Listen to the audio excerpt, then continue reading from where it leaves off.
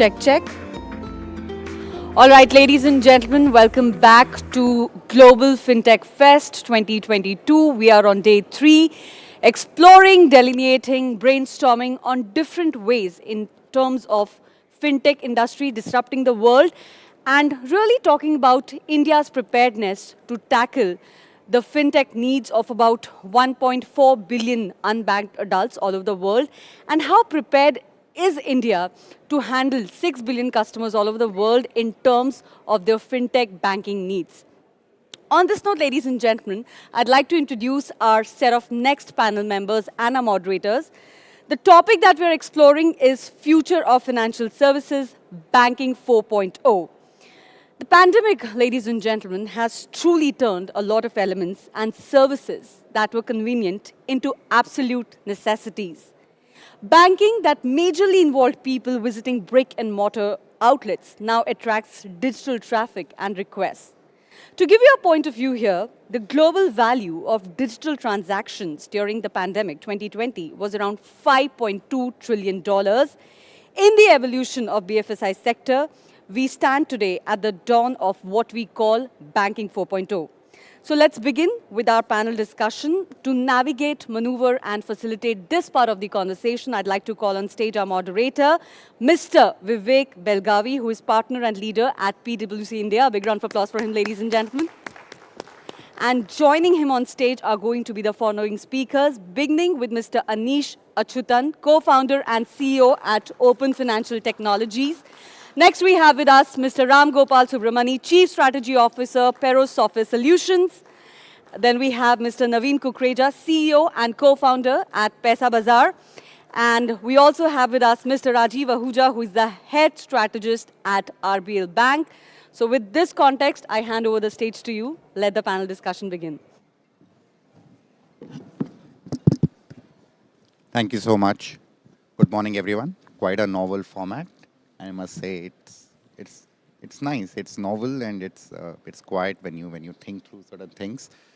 I couldn't have asked for a better panel for this conversation. As I was reflecting on the topic today, I felt all the 3-4 days we have spent at GFF is effectively moving towards a topic like this. Like, what's the future of financial services? How do all the trends that we have been talking about come together and set the stage for next 3 to 5 years?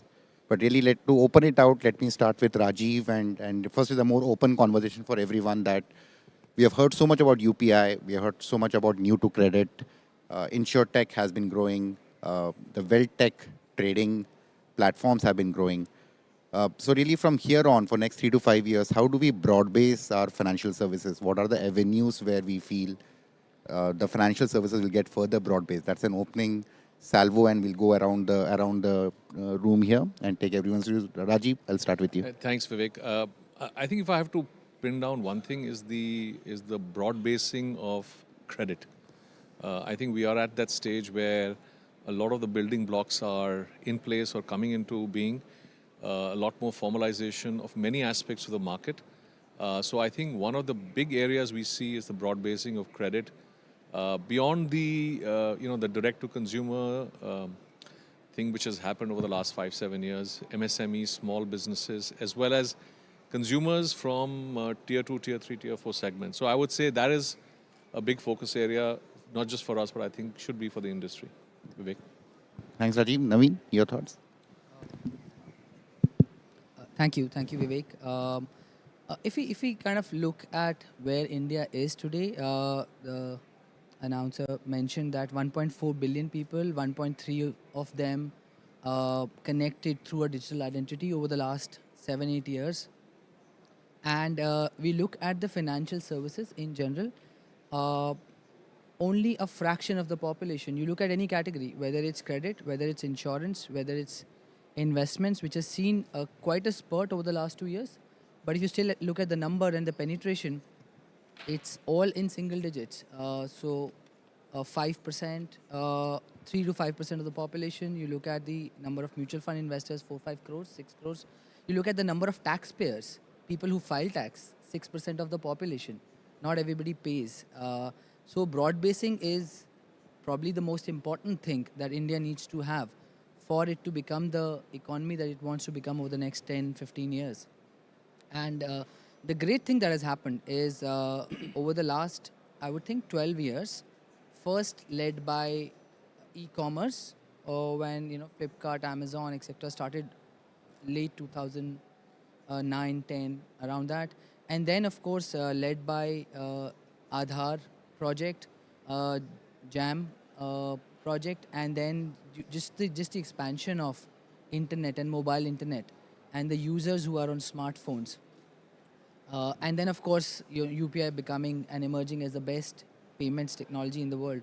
It set up the rails very, very nicely for the country to now capitalize and the ecosystem to now capitalize.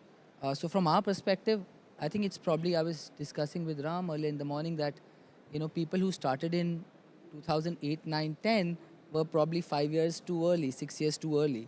Whoever has survived is in a great position. But there was never a better time to be in fintech in India. Thanks, Naveen. Interesting thoughts. Anish? Thanks, Vivek.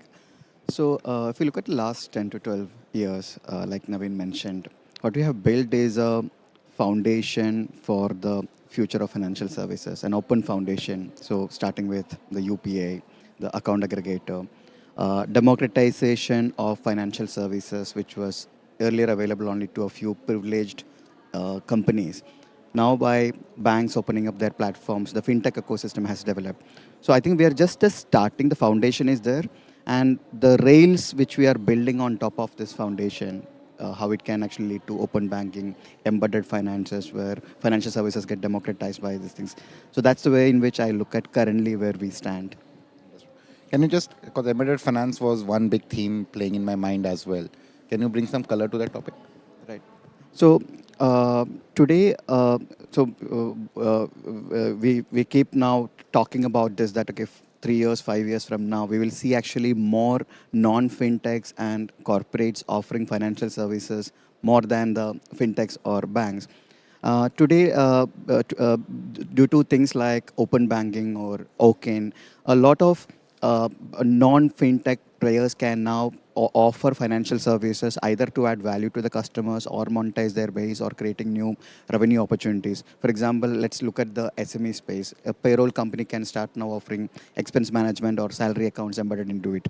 Or even a consumer e-commerce companies may wanted to actually use their data pattern to offer. It's already started, the pay later and all. What we are actually seeing is in the embedded finances. But as the more and more rails are available, you will actually see more and more services which will be easier. So rather than the provider worrying about connectivity with the banks or creating solutions, these are actually easily embedded into their existing services to achieve this whatever which we mentioned basically.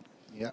And I can imagine this giving a lot of stress to regulator, because as it becomes invisible and all pervasive, how do you start regulator will cover it at some point? That's yeah, but I think that's where like the things like PSD2 and the regulatory compliance, which has actually seen in Europe and all, becomes very important for market like India.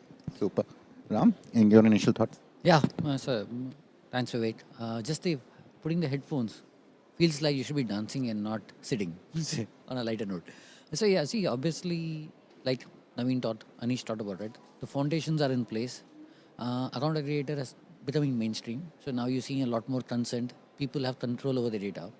So, and I feel like all this for a broad base, it is reaching to a much more larger part of it. And if you look at the unit economics of reaching to a larger base, cannot happen without the combination of data and technology. And I think we have a lot of data in the country available, which is also kind of validated, verified. I mean, just the fact is freight financing is always a risky business, right? But now you have e-way bill. Can that be leveraged to bring in? So and then the same part is not just in terms of financing the e-way bills, but then also transit insurance. So what we do see is, I completely agree with the fact that with Anish's, embed is probably going to be more and more. I mean, there's a lot of government initiatives. GEM has been pretty successful in the last couple of years. 54,000 crores GMV on that platform alone, right? Financing those smaller businesses. And then you have ONDC, which is now kicking off, which is kicked off with a few of the banks coming to play. Interesting space in terms of the payment, the commerce journey, and then the financing. So that way, the point of sale or point of financing is moving away from the institution branch to more at the point of consumption. We have seen this a lot with the consumer, but I think the shift would happen to the more on the business side, And also the other part is, the other aspect I think would also evolve is a lot of focus has been on Gen Z. Okay. But there is obviously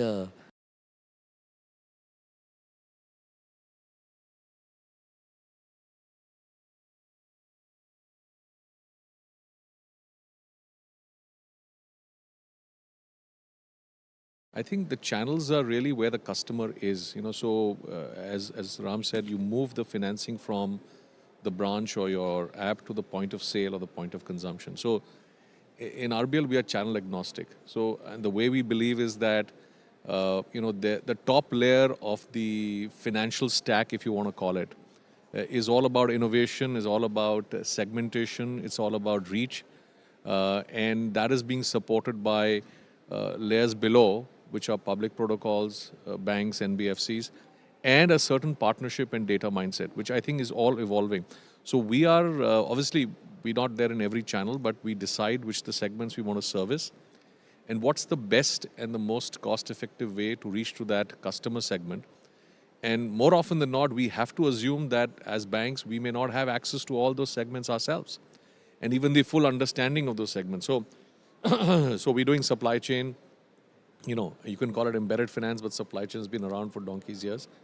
We are doing MSME, which is linked to, e-commerce platforms. We're doing many things which basically leverage partner ecosystem, partner data, and trying to create financing on the top of it. So I think this is going to proliferate. I mean, and as more and more data becomes available to all people in the system, especially the account aggregator, I think this will become more and more innovative. The idea is to reach to the customer segment, widen the access at lower and lower costs. And for that, you need partnerships to reach, and you need a certain data set, which becomes a public good. Great point, Rajeev. Naveen? More than, again, if we take a step back, what's been the challenge in expanding? If I look only from a credit perspective for a minute, the credit over the last 20, 30 years, and why is it restricted to the top 5, 6% of the population? India is a large country, so the cost of reaching out and providing a product, even when as a lender you were ready to underwrite, was expensive, and hence only a certain ticket and above was what was viable till as late as 4, 5, 6 years ago.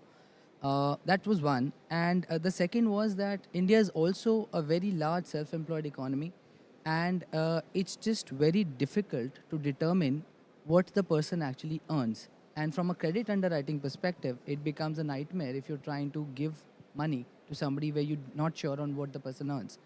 So technology and the channels will evolve using the technology, whether it's reaching out through digital mediums where you reduce the cost dramatically to reach out to the customer, whether it's fintechs or the banks or anybody who's a service supplier of credit, and hence in all channels, whether it's end-to-end digital or we've heard HDFC Bank saying that they're going to double their branch network at that high scale over the next 5 years.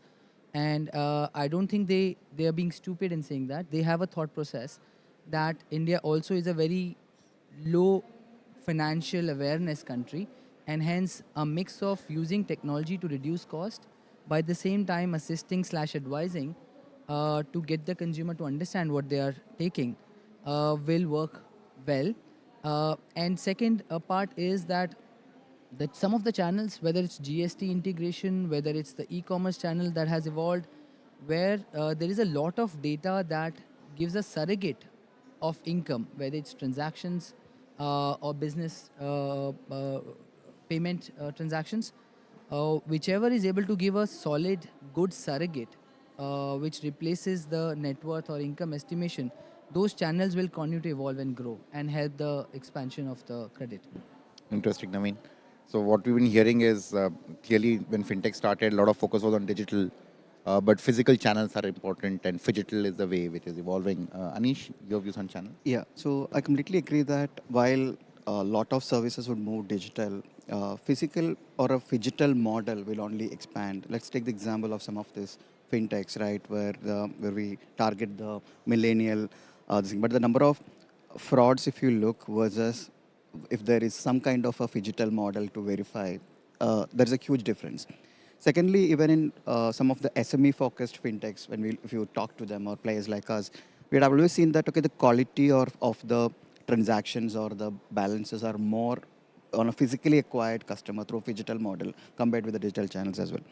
Now, again, when you're talking about the channels, now let's look at it from the different perspective. From a bank's perspective, we all know now, apart from their own direct channels, partner it through fintechs and other distribution channels. So that will start getting expanded more and more. For example, I think Raju just mentioned about e-commerce.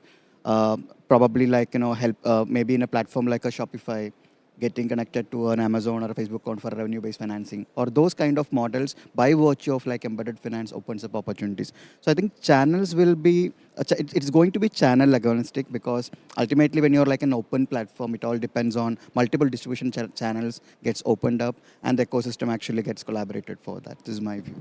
Great. If I can just add a Yeah, Naveen. point on the channel, on the work that still needs to be done in the country. So, for example, on our platform, we get lending inquiries from more than 1,000 towns, which is, and if I look at the beyond top 100, the inquiry ratio is already more than 50% coming from beyond the 100 towns, similar to what happened in e-commerce over the last 5-6 years. But when I see the amount of loan that was getting dispersed, the beyond 100 still contributes only about 20%.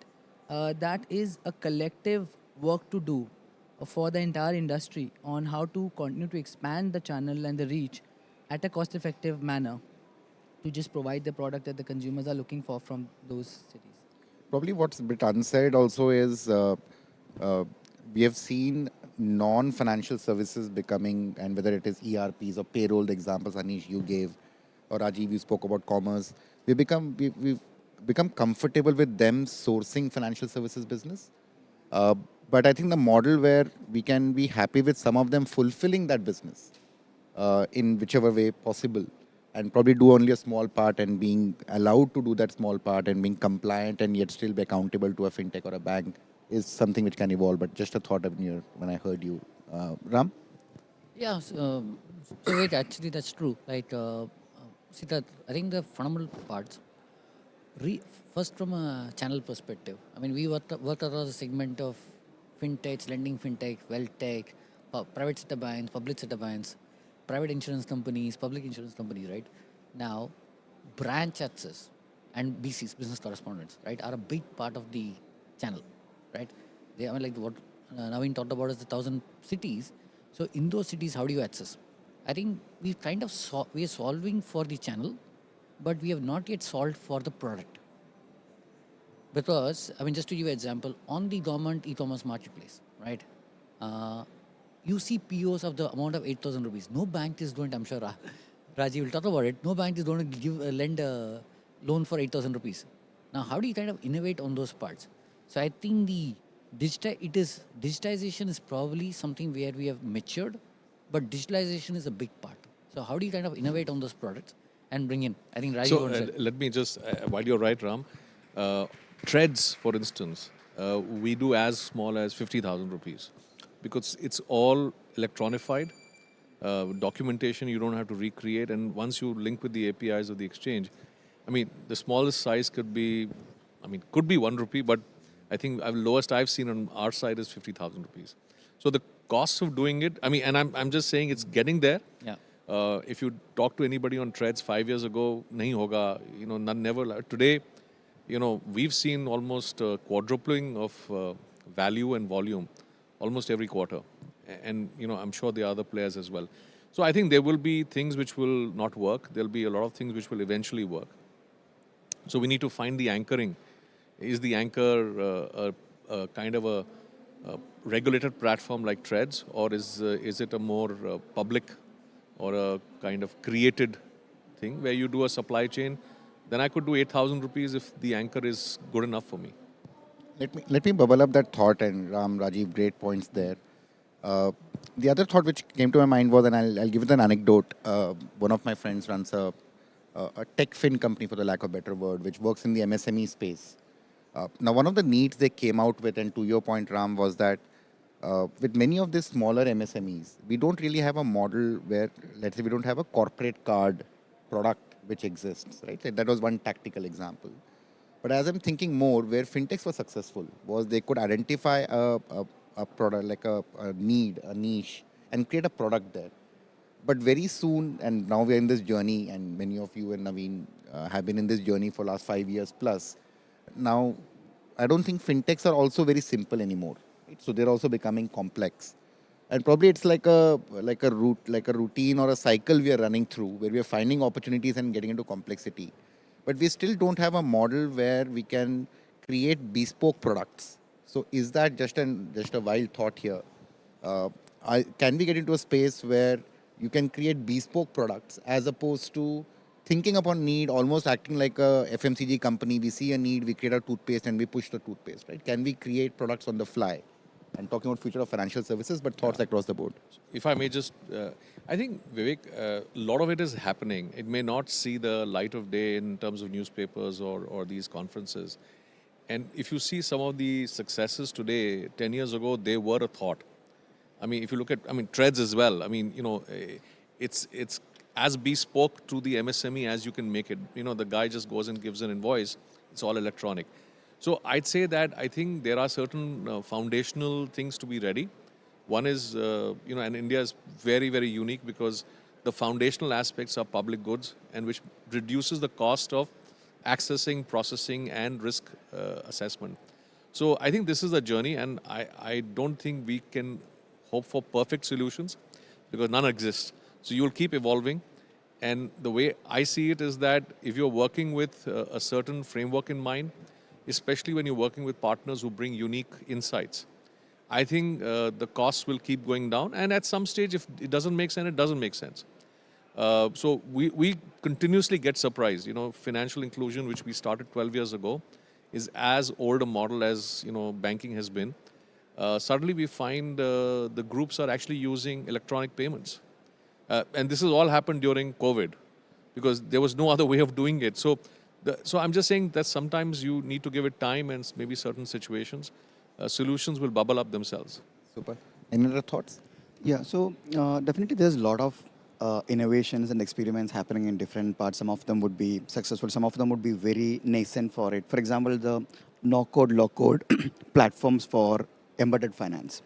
I'd seen like platforms wherein they can, for example, helping a retailer to build their own branded, co-branded card, because typically the banks used to work with only the larger airlines or the larger institutions. But here, like, they work with the banks basically, but for within 5 minutes, you can actually create it like a co-branded product or different kind of like a revenue-based financing product as a widget kind of things.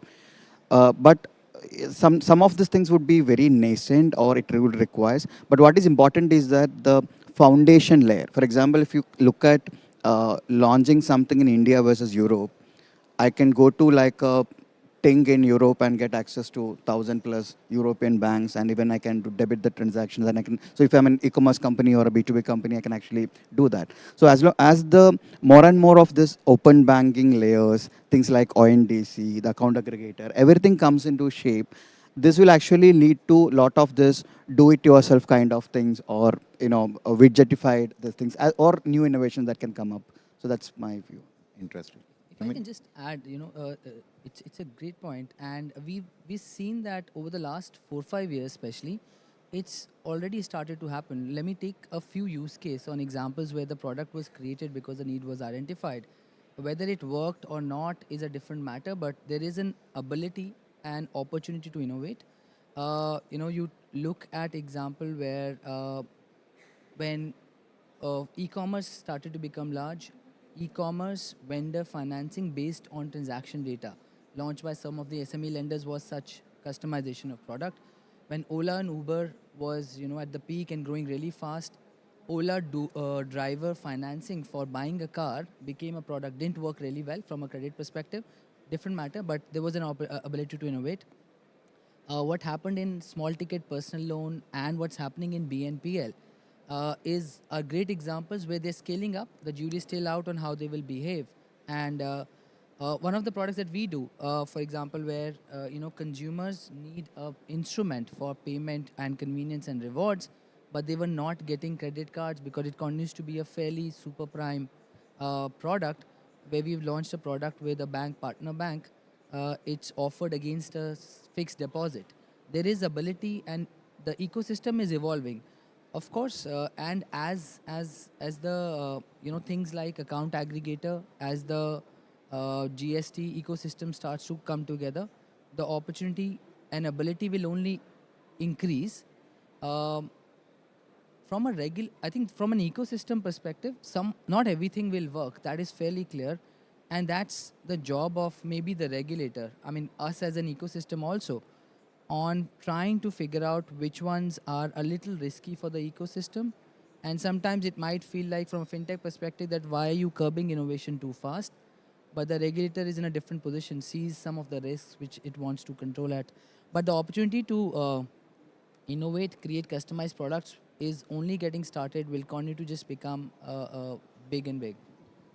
Just my last thought there, Naveen, is the whole debate we have seen recently around between a card and, let's say, a personal loan loaded onto a wallet comes to my mind as a classic example, because as a customer, it's a product differentiation, which is regulatory differentiation, but from a need perspective, it is tapping the same need which is out there. So as we get deeper into it, I would guess we would get into more such situations unless we get into fundamentals and saying, okay, what am I regulating and what my product, what is the risk I'm managing as a bank, and what product am I creating for my customers. But one last thought on channels, that no one touched it, which is why I thought I'll broach it. And I know it's nascent, but the idea was banking 4.0, future of financial services, and we're talking about channels. So any views from panel on the emerging areas like metaverse and Web3? And the thought coming in my mind was, he's talking about physical channels, digital channels, and maybe in my mind this is more like for lack of a better word, a de-physical channel, because it's a digital first, physical back. Any views on, and let's accept that, let's say we don't want it tomorrow, right? So let's say next 5 years, what's the view? So I think, Vivek, that would be, I'm sure people will experiment. You have already seen, for the lack of word, right, robos in the airports, okay, to assist, right? Some banks have experimented with customer experience, which is there. And I know there are gamification of stock markets for people to learn.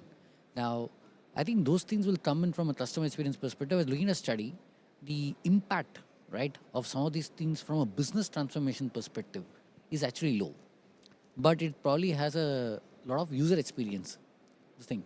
And again, if you look at the part of in a country like India, which is so diverse, and there's language challenges, education, all those things, right? Local vernacular and localization of it becomes interesting enough to experience. Just to build on, and maybe let me nuance that point, right? And I do personally feel that we are already into a bit of a metaverse. As if you're spending so much personal time into the digital world and across all segments. If you go into rural India, the amount of time which is spent on YouTube or TikTok is fairly high. Now, if you think about in our today's parlance, you can engage, you can create, you can get employed on a YouTube, so to speak, but your financial system is still outside YouTube, right? So in my mind, that's a today's scenario where there's a possibility for commerce to exist at that point of economic activity generation. It doesn't. It is offline. And if you extend that to the metaverse world, then probably just true. I'll just touch upon the last point. May not be a direct this thing, but since you touched upon the YouTube, so there is like fewer fintech platforms like Carrot, which is a neobank for YouTube creators, wherein you connect your YouTube account based on your settlements as well as your influencer marketplaces. They give a credit card. Anyway, that's not directly related.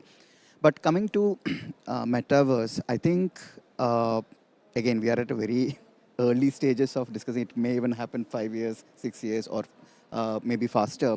But I don't. It's naturally will evolve, and probably you will see a newer way of like things. Maybe digital branches or virtual branches where you can actually interact, because today even a lot of services are do it to ourselves, and we have like created better user experiences digitally. Still, the why we are still talking about phygital is because that part is missing, and that's where like technologies like metaverse, wherein it can lead to a further more innovation on financial services.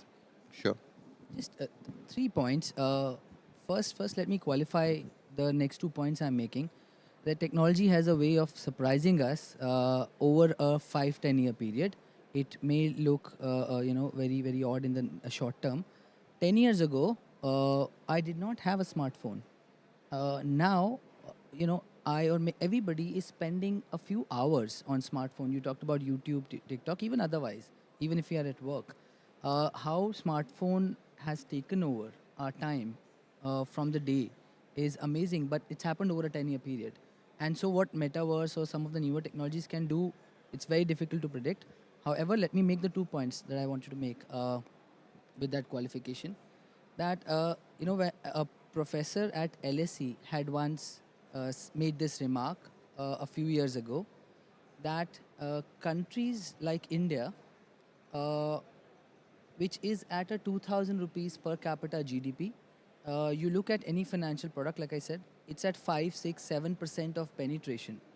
Uh, all we need to do as a country is to put our heads down, do the basics right, make financial education widespread, make financial product access widespread, and that has been done very successfully and efficiently in the world.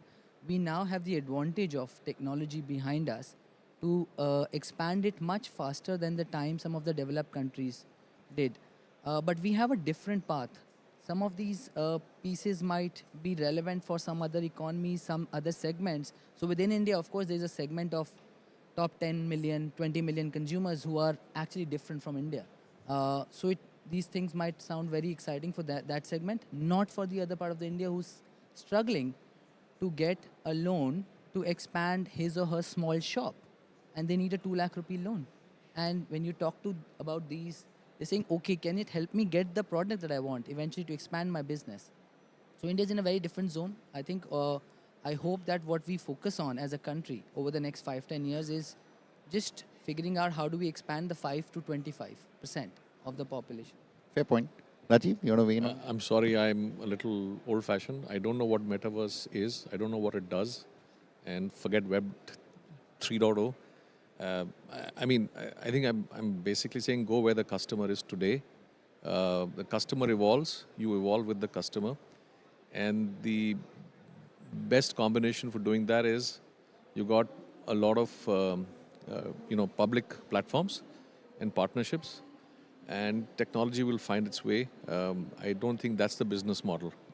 But again, I'm not a I don't know what it means, so I'm sorry I won't be able to weigh in. No, sure, sure. The only reason I brought it up was, again, knowing that some of these would be in future, what is already done, we know what works well. We were doing some study on Web3. Amazed to see 2-3 findings I just shared with the group here. One is the number of crypto wallets in the country were in excess of 100 million. A crazy number. Doesn't really mean everyone does trading, but from different use case perspective. Second, the highest number of users from NFT and Web3 perspective were in the age group of 20 to 25. Again, this generation, which we call as Gen Z, is also moved on, right? What we call as Gen Z now is probably 30 plus. And the next generation coming between that 18 to 25 could be very, very different. So it's probably something to keep one eye out for and not to jump deep into it, but it's an interesting shift which is happening there. And personally, in our thought leadership in PwC, NFT is one area that we are going deep after. We know the regulators' view on currencies, and I don't think that's a big problem to solve, so to speak. CBDC will come. But NFT is something interesting to take a look at because it will, to your point, formalize a lot of economy. If you got a lot of this market today which is working on handlooms, they don't even have a proof that they have created it. You create a lot of video content. What proof do you have? So as you start creating that creator economy, there could be a bigger play, but that's besides the point. The next point really I want to bring up and to nudge the conversation forward is for the innovation to happen, and we spoke a lot about fintechs, distribution channels, the BC models. Anish, Ram, you touched upon need for creator platforms. Naveen, Rajeev, you've spoken about the channels and product innovation.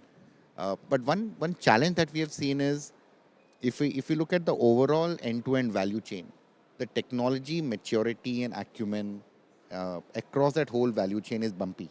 It could be innovative at edges, it could be legacy at core, and something else in the middle. So for a lot of smoothing this out and broad basing where we started this conversation from, it might require to bring everyone up to a certain common standards and levels. Probably Ram, I'll start with you. For a Perfios, it's been a kind of a problem statement.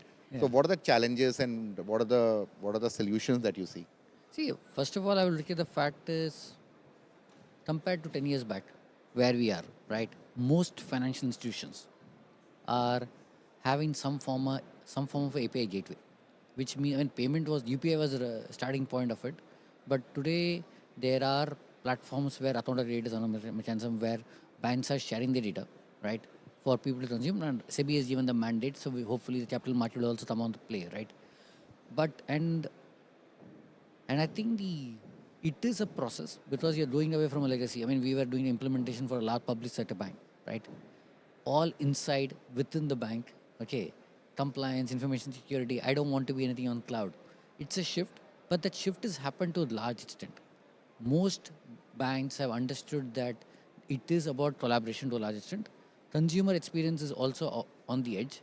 So, and it is a process of getting those things in place, right? So, if we, I mean, just to give a part, right? The finance minister mandated that all public sector banks need to be on account aggregator by July 31st. It happened. Think of this would not have been possible 5 years ago. I mean, 4 banks we know went live in 3 weeks, right? So that way, I think the progress that has been done is this thing. There's a long way to go. There are challenges in terms of scale. There are challenges in terms of, again, unit economics, right? What are you building out? What does it take? Because if I look at it, this is I mean, like my current role is about separating from BAU and strategy, right?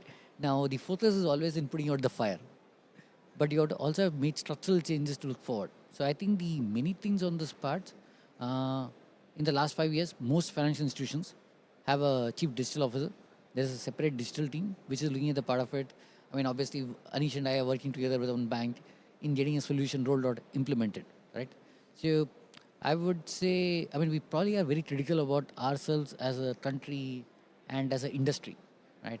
But if we, I think we just need to take a minute back to pause and say that we have done a lot. I mean, like account aggregator is an ecosystem which is first of its kind in the world. So again, we are seeing the same thing happening in the insurance space and other places. So it is this thing, and I mean, like change doesn't happen overnight. So it requires a bit of perseverance and patience. And I think in the next 5 years, it will be a lot more stable and achieve the scale that we desire to. Thanks, Ram. Anish, your thoughts? So a while back when Rajeev mentioned his old school, I was thinking about myself. So I always get scared that somebody should not ask me about crypto and Web3 because, and I feel like okay, at 40, you have become like really old, wherein it's very difficult to keep updated with the latest technologies. But one thing which I'm noticing is that, so if you really look at when the digitalization happened in the public sector banks, the private banks, in the initial days, it was very difficult for a lot of like those bankers to catch up with that. But if you look at the last 3 4 years, it has drastically changed. Every bank you talk to, everybody they're really updated about what's actually happening around them. I've also seen even both people from the banks as well as, so I'm talking more from the bank's perspective, taking initiatives to learn about like things, APIs or newer technologies, then trying to, and also building out things which fintechs are building. So first 2 years, all the fintechs thought that, okay, hey, now banks are just the license, I will actually build everything. Now, if you really look at like, banks are giving strong competition for every product. They actually waited, watch. And because of all this, our ecosystem being developed based on the rails and the fundamentals, all of those things, it is leading to everyone to feel that, okay, if I'm not really updated with what's actually happening, I'll actually lose it. So I don't really see, actually, we are in a very good position wherein the knowledge and the innovation, basically, the base layers, they're getting that right. So it will become easier, both the banks as well as the fintechs and everybody in this ecosystem. Rajeev, your thought? So I think first is to recognize technology cycles will be bumpy forever, much like the roads, with all the stuff you're doing. And then it's to also say what kind of expertise you want to build in-house and what kind of expertise you want to borrow, buy. I also have to concede that refresh cycles in traditional technology are becoming faster and faster. So what was a 10-year cycle is now a 3 to 5 year cycle. So you then have to figure out what will you own, within the boundaries of the regulator and the data, security. So I think we'll all struggle through it. While my colleagues are on the panel are all, young companies in that way, I think in a few years they'll find that they're also having a lot of legacy debt. And I think it's not just the technology, it's also your internal organization and your experience and expertise.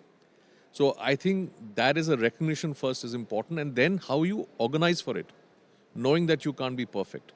And so we've basically said because we built a, not built, reinstalled a new core banking in 2012, we had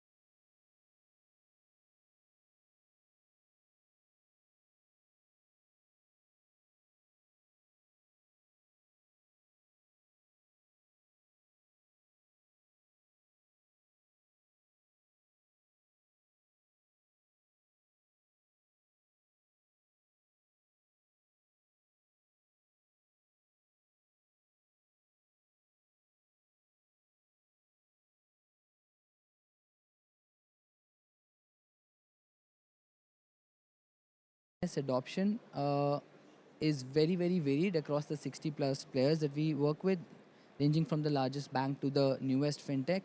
Uh, what has happened over the last 2 years post COVID is very clear and moving everybody in the single direction. There is clear realization that technology, digitization is something that we need to adopt, even if it's the largest bank, because the systems are large, as sir said, that some people will take longer, but they'll get there. And Anish talked about the fact that banks are super smart, right? They look at things, they let it kind of simmer, get to a certain stage, and then if it's attractive, they attack. Banks will get there with a little bit of a lag.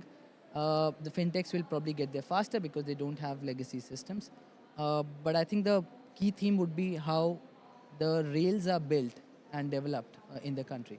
Vivek, Fantastic. sorry, one. Yeah, Rajeev. I have a bone to pick with Naveen. Yeah, He please. called me sir because I used the word COBOL. Good one. I think let's segue into the time really flew. We are almost at the end of the hour. We'll segue to the last closing remarks from everyone. A lot of interesting thoughts on how do we broad base financial services, what are the channels which are emerging, what needs to be done on the tech side, so on and so forth. Last, really, the closing remark query for everyone is, as an industry or as a request or recommendation to policymakers, what would be our few asks to smoothen this journey over next 3 to 5 years? And Anish, maybe I'll start with you. I think some of while we all talk about that not getting regulated is actually a good thing, but I believe that it's very important that, for example, today the sectors which we operate are not directly regulated, like neo banking services. We are regulated through the partner banks, but it's very important that okay, this gets regulated. Secondly, the ask would be like the open banking frameworks that gets implemented in Europe. I mean, the account aggregator and all are towards the first step towards that. But I think if we can actually get the PSD to equivalent kind of like compliance, and then companies can get applying like an NBFC A plus license kind of a things, that would really aid this innovation. At the same time, from a compliance level as well, or from a regulatory aspect as well, it will not actually it will actually lead to a lot more innovation and things like that's my ask to them. Sure. Ram?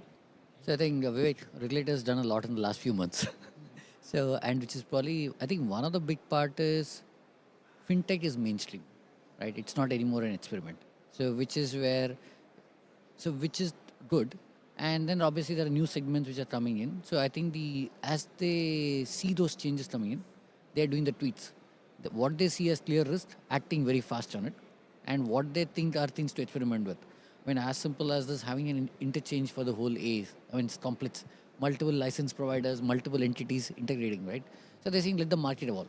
So I think which is where in the interactions and all the things which you have seen, there is clearly, I mean, they're not being a watchdog.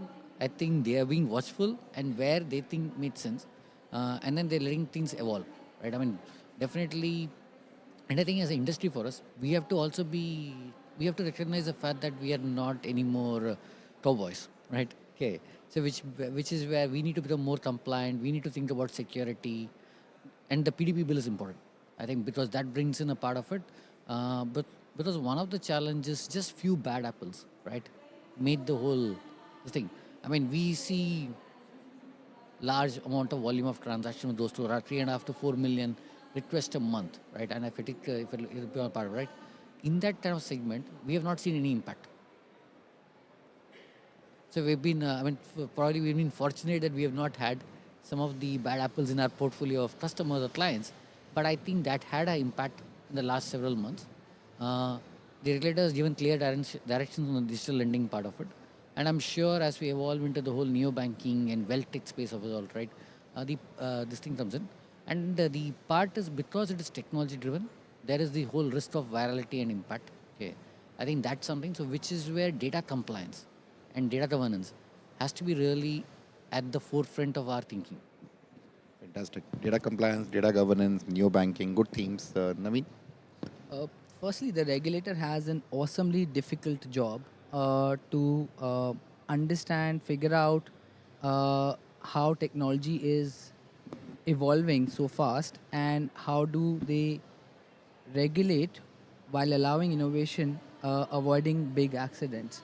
Um, Having said that, I think my ask or my request, and I hope that that's how it pans out, is that the regulator takes a step back, forms a view that technology and the newer, smaller, younger companies, whether they call themselves fintech, techfin, etc., are going to play an important role in expanding, which is a clear need for the country, the financial products across the population. And having said that, if that is clear, how does if the regulator could spend more time, money, investment into understanding technology? They do have a fintech innovation hub. They do have a fintech team, but if they could just kind of be a larger part and spend more time, I think that'll help the regulator also understand. And finally, I hope that's how it pans out, that the small accidents, when you are disrupting, expanding, small accidents will continue to happen. The regulator's job would be to avoid nuclear accidents. They would hopefully be conscious that the small accidents will continue to happen. Sometimes we've seen, the digital lendings are a result eventually of a set of incidents that happened about a year back. And sometimes they are not the great way to bring about regulation, but it's a complicated piece. I think the last point I would say is that if the regulator could just hopefully be a little more conscious on spreading out. It's not easy. Instead of implementing something immediately which causes a great impact, But agreeing with the ecosystem that that's the right thing to do, and we'll give you more time to adjust. That could be great. And talking about formalization, they've got a fintech department now. In Bangalore, they have set up RBI Innovation Hub, which will engage with startups. I think the building blocks are there. It's a matter of now executing it. Rajeev, bring us home. Okay. So I think Naveen's point is valid, but I'll just maybe broaden this to the entire state. When I look at the state as really governments, I think they have the two most important assets and advantages. One is they can establish a legal framework, and they have done that. Second is the procurement strength they bring. See, whatever has happened in the last 8 years started with the adoption of Aadhaar by the current dispensation. We are all sitting here because that started. We were all saying, why the hell is this happening? But I think that's led to a lot. So, government impetus is the surest way to accelerate, access to financial services, reducing costs, and then making it legal from a data perspective, from a contractual perspective. I know there'll be ups and downs on the regulation side because, people evolve. To me, if that and more is done, I think you will find that things which we are not able to access because it's very costly will become easier and easier for us, all of us, to build good business models on top of. Fantastic. Government impetus and data formalization. Thank you so much. Thank you so much, audience, for your patience. Thank you so much, my panelists, Rajeev, Naveen, Anish, Ram. Fantastic conversation. Time just flew by, and we have just hit it on the spot. So I'm sure the MC would be happy. Thank you so much, and have a good conference ahead. Thank you. Thank you.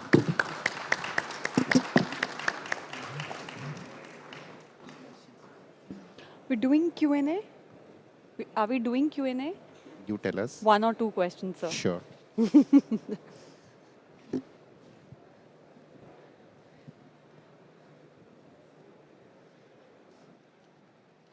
Any questions for the panel?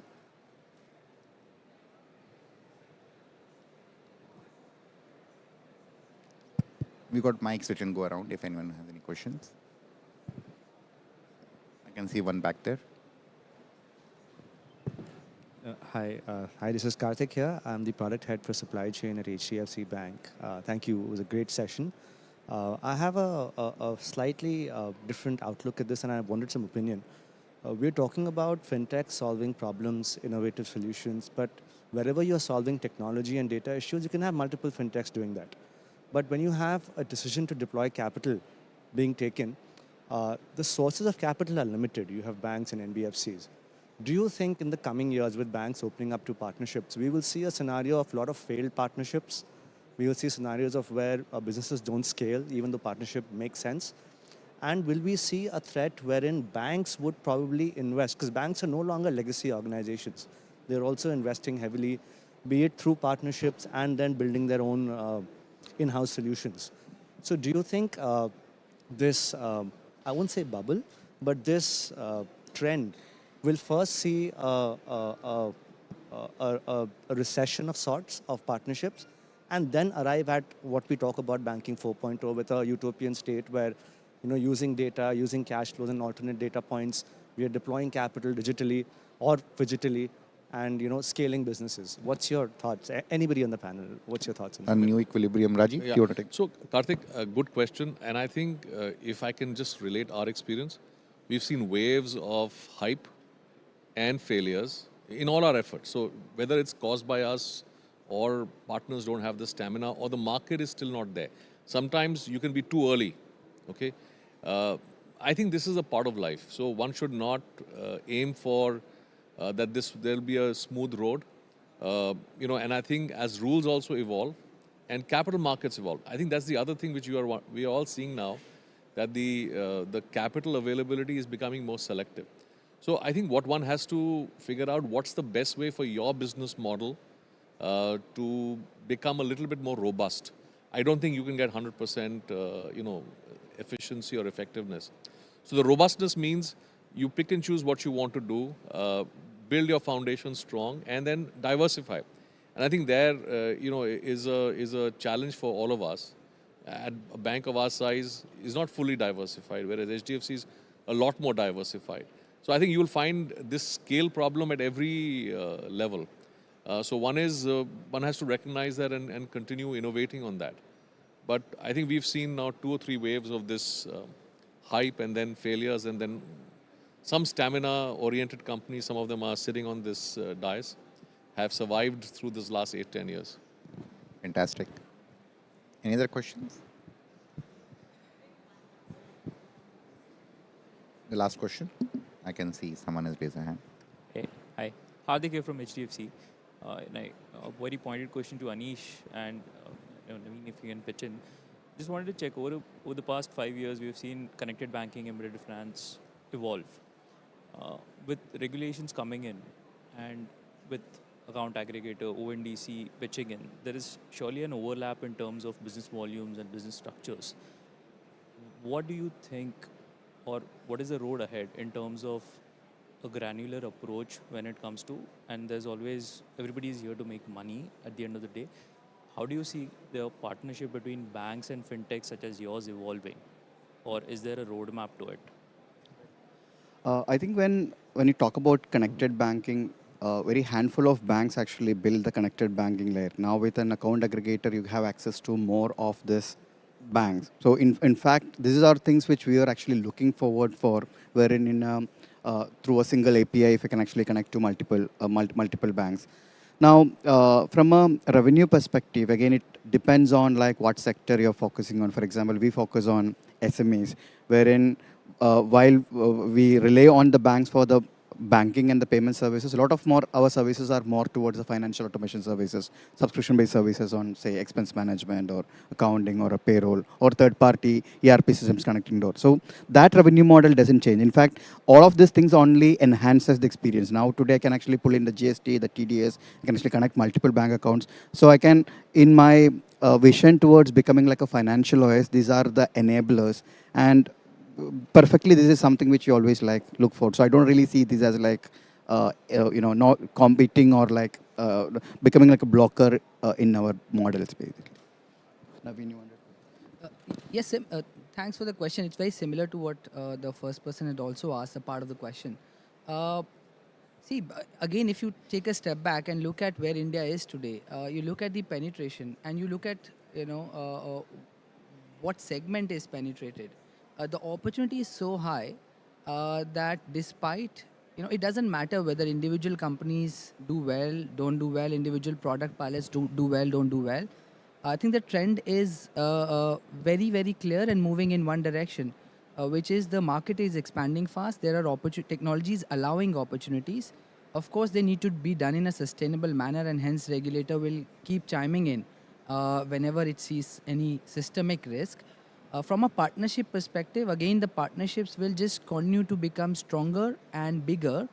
And, so far, you look at partnerships 1-2 years ago, only a couple of banks were talking about partnerships. They were at a certain scale. You look at last 2 years, almost everybody is talking about it. Whether they're doing it or not is a different matter. And some of them have achieved a different scale. And you look at 2-3 years later, every bank would be doing partnerships, and some of them will be at significant scales. Yes, there will be overlaps. Yes, there will be co-creation. Yes, some of the banks will want to do because they will be very, very savvy. They'll figure out they can do things themselves. All of that will happen. But I think the trend will move in the right direction. Awesome. Thanks, everyone. Thanks for hosting us. Thanks for engaging. Thank you so much. Thanks, my fellow panelists. Thank you.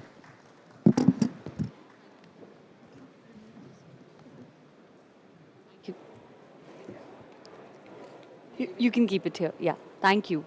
Ladies and gentlemen.